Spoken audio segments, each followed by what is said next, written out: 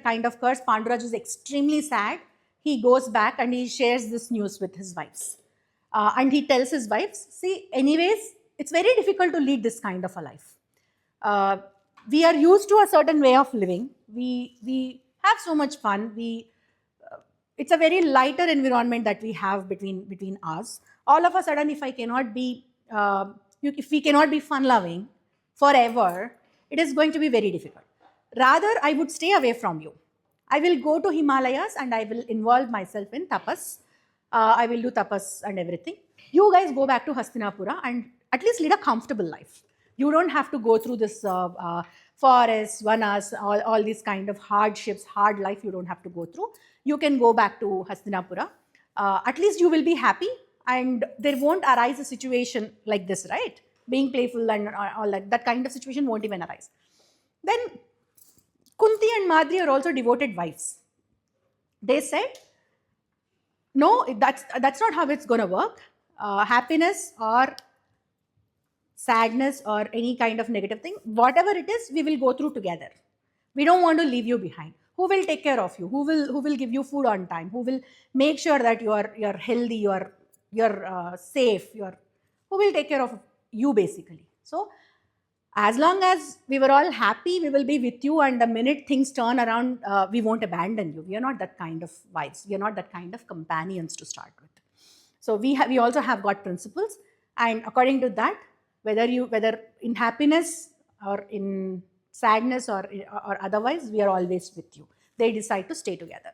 Then all these three people, they involve themselves in spiritual activities like tapas, yagnas, yagas. They do all those things, and they spend a ton of time just meditating. And in the meantime, they go from place to place, and they go to a place called Setasrunga Parvata. That's a place at a very high altitude, and that is a place where there are lots of saints and munis and all those people. So they go and they join them, and there they are living happily for some time. They are doing a lot of meditation, lot of yagnas and everything, and they are happy there for few days. Happy in the sense they are just leading their calm life, peaceful life. And this news of Panduraju's curse reaches Hastinapura, and everybody is sad in Hastinapura. So that also means that Panduraju and Kunti and Madri cannot have children. That in turn means that is why everybody is extremely sad. If you are not if you are not happily married, there is no question of children. So that is the entire bottom line of this entire curse. Okay. Now again, one more time, the Hastinapura throne is in a dilemma. It is in a situation where there is not a lot of progeny. Now it is completely dependent on Gandhari, right? Because Gandhari has a boon of being able to conceive 100 children, 100 boys. Everything is dependent on Gandhari. But again, Panduraju is extremely sad. Over a period of time, Panduraju becomes sad, and Kunti and Madri, everybody, yeah.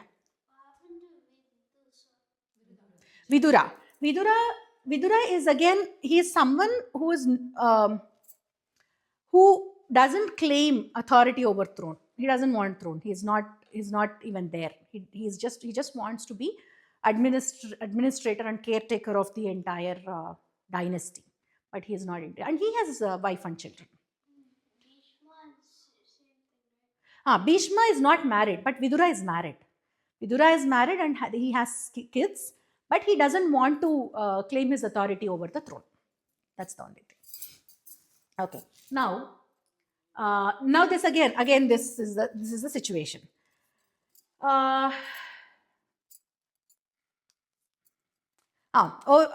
Over few years, naturally Kunti and Madri also would want to have kids, right? Like they want to have kids, but they know the situation, so everybody is staying just quiet. Like it's beyond their control. Things are beyond their control, so they just let it go. But then Panduraju once says that without children, there is no way that I'm going to, even with all these kind of penances, all these kinds of yagas, yagnas and everything, I am never going to attain moksha, or I'm never going to go to Swarg. Yeah. Could like any of the wives get girls because there's no like girl babies left? Yes, yes. One of them will get a girl. You're right. They'll get a girl baby. But not Kunti and Madri. Gandhari will have a girl baby. One girl. What? One? Only one, yeah. No, 100 boys and one girl. 100 boys and one girl. Because Gandhari asked for 100 boys. Putra Santanam. Putra means son. Okay, anyways. So Panduraju and Kunti. Now, how do they get the children? Any guess? You know what kind of boon Kunti has. Now, yeah. She thinks of a god that can help. Correct. Correct. Yes. They adopt. No, they don't adopt. Yeah. She also shares the boon with Madri. Correct. So you remember how Kunti has the boon that she can get children from gods? She invokes, she uses that mantra. Now things are falling into place. Now she understands, oh, Durvasa Maharshi has so much of power to think about future, and that is why he gave me this boon, so that I could have children, and Panduraju could have children because of this boon. So she thinks, she shares that information with Panduraju, and Panduraju says, yeah, and he is very happy about it. Oh, let's do that. Then let us have kids. Let us have kids through gods. Let us pray for the gods and get the kids. So Panduraju is again a very wise person. He was only addicted. He had only one bad habit, and because of that he got the curse. But otherwise he's not cruel or anything. He is a very nice person. He understands dharma for what it is, and law abiding and everything. He's a good king. So when this kind of a situation comes up, then he asks Kunti to call upon the god of dharma, invoke god of dharma with this mantra and try to ask for a kid from dharma. Why did he do that? That is because he wants to have multiple kids, of course, but he wants the first child to be abiding to dharma so much that his entire younger brothers will follow him. He wants that kind of a person to be the eldest in the family, who is the follower of dharma. Only then the entire family will be the follower of, law abiding or dharma abiding. So Kunti, upon this advice, Kunti calls upon Dharma, Lord of Dharma, and asks for a child. And then what? Dharmadevata antaru. They didn't call him Yamadharmaraju. They call him Dharmadevata in Vyasa Mahabharata. I don't know if that actually means Yamadharmaraja or not. So, yes. It's also called Yama. Yama God, Yama. Oh, Yama. Yeah. Because you know I told you last class that I have a Mahabharata book. In that book, it's In that book, in lot of books, it says Yamadharmaraja, but in Vyasa Mahabharata, it says Dharmadevata. I don't know if both are same or not. So I will refrain from making that comment. And even Chaganti Pravachan also doesn't say Yamadharmaraja, they use Dharmadevata. So with Dharmadevata, Kunti and Panduraju will have a son, and his name is Yudhishtira. His very detailed account of when he is born is also given. He is born in Jeshta Nakshatra. Jeshta means the first. Jeshta Nakshatra is born. And when he was born, there is a voice that comes from the sky and says that this boy is going to be enemyless. Ajata Sitru means there is no enemy who will be born. Like he can never have any enemy.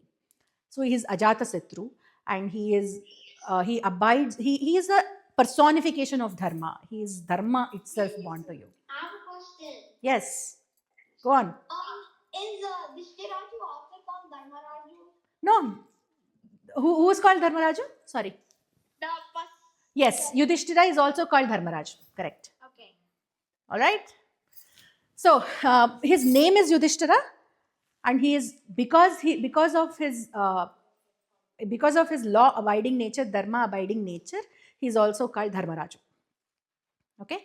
In southern parts of India, Yudhishthira name is not very famous. Like we always call him Dharmaraja. Northern parts of India, Yudhishthira is used a lot more than in southern part of India. Anyways, so Yudhishthira is born. So now,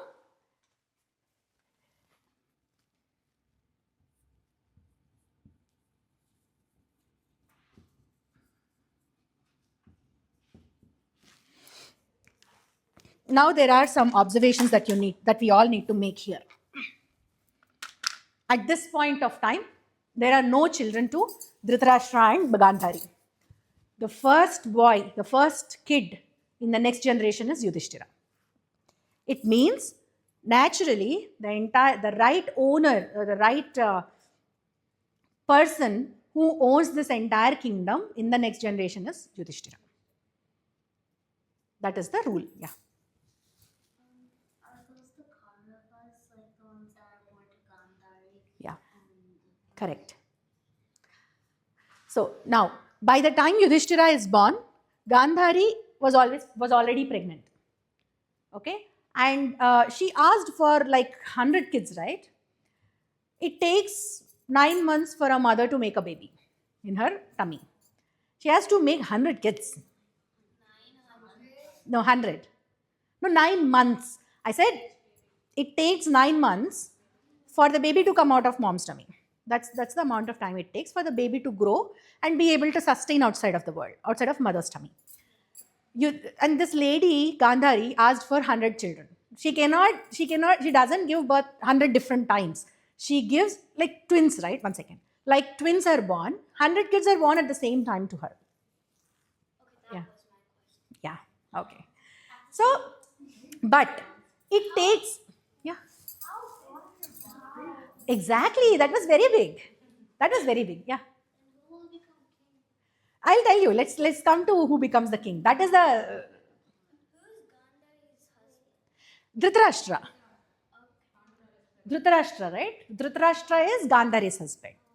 Okay, now Gandhari has been pregnant for quite some time. Her belly is too very big.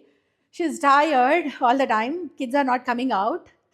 And in the meantime, her co-sister had a kid, and that boy, since he is the eldest, will naturally become the king.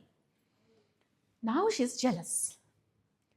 Otherwise, sane lady, yeah, because her husband is blind. First thing, her husband is blind, so he was there on the throne, but everybody used to look up on Panduraju as the king. To everybody, Panduraju is the savior, Panduraju is the protector, Panduraju is the one who expanded the kingdom. Yeah, sure, he gave respect to Dhritarashtra, for sure he did that. But in people's mind, in the minds of citizens of that kingdom, Panduraju is the king. So that is something that pokes her sometimes. She's a human being. She's like anybody. Yes, Rehan, you had a question. Doesn't Mandaraju have that skin? Panduraju has a pale skin, but that is not something that will stop him from doing any kind of activities, right? Skin color, how does it matter? Doesn't matter. But he looks little different. He looks very pale, but that is not something that is limiting him from doing anything. So it is fine. Yeah. What happened to Amba and Ambika, I will tell. They are there in the palace. They are there. Yeah.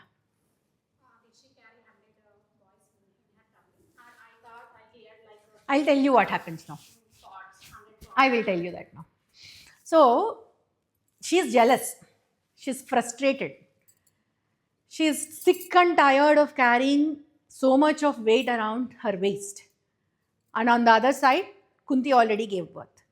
She gets frustrated. In the moment of frustration, she hits her own tummy. Cringe. I know. Do some of her babies die? No, they don't die. And instead of delivering babies, she delivers a mass of flesh. Yeah, flesh. Like your body is made up of flesh, bones, blood, and everything, right? Because she hit herself, she inflicted pain upon herself. The babies were not completely formed inside, and she delivers a mass of flesh. At that point of time, people are worried, like, this is something we cannot take. Vyasa comes. Whenever there is a problem, Vyasa comes, because he gives a promise to Satyavati, because Satyavati is his mom. He gives a promise to her saying, no, she's there, she's still living. Satyavati is living, Ambika, Ambalika are also there. Everybody is still there. Okay? Now, Vyasa gives a promise to Satyavati saying that whenever there is a problem, whenever you want me to come, I'll come. That is a promise he gives. And whenever there is a problem, he comes into the story. So he comes and he is very upset with the kind of behavior that Gandhari shows, and gives her a teaching, like tells her, like, this is absolutely not uncalled for kind of behavior. You're not supposed to be doing this. You are the mother and you should be the protector of the children. Anyways, now I'm going to tell you a remedy. Just follow the remedy as I tell you. No ifs and no buts. Then he summons for 100 pots, and he divides this flesh into the 100 pots, 100 different pots, and those pots have some kind of medicinal values. And those pots, he asks them to protect in a place where there is absolutely no sunlight at all. It should be like pitch dark, pitch black. You put them there and you keep them in a very, he asks them to make sure that those pots are always covered with cold cloth, things like that. So that is what he tells, and absolutely don't take it out until I tell you. This is the remedy, and if you have already made a mistake by becoming jealous and by hitting yourself, now if you do any mistake, even I can't save it. He says that. And Gandhari at that point of time thinks, along with 100 sons, if I have a girl baby, it would be nice. And then she thinks, and it so happens that when he divides, some flesh is still there, and then he asks for another pot, and that he makes into a girl. That becomes a girl. After few months or after a year or so, all these 100 pots, babies come out of these 100 pots, and they are 100 Kauravas. And the last child is the sister, the girl, and her name is Dussala. 100, there are, I don't want to give you the 100 names of all the children, but I'll give you the first two. Duryodhana, Dushasana. I'll give you the list. I have the list, I'll give you. Okay. But you have to by heart and tell me 10 names next time, okay? We already got 3. Yeah. So, Duryodhana, Dussasana, and the girl is Dussala. 3 of them. And remaining 98 brothers. Right? And first 2 are very important. They play a major role in this Mahabharata. That's about them. And then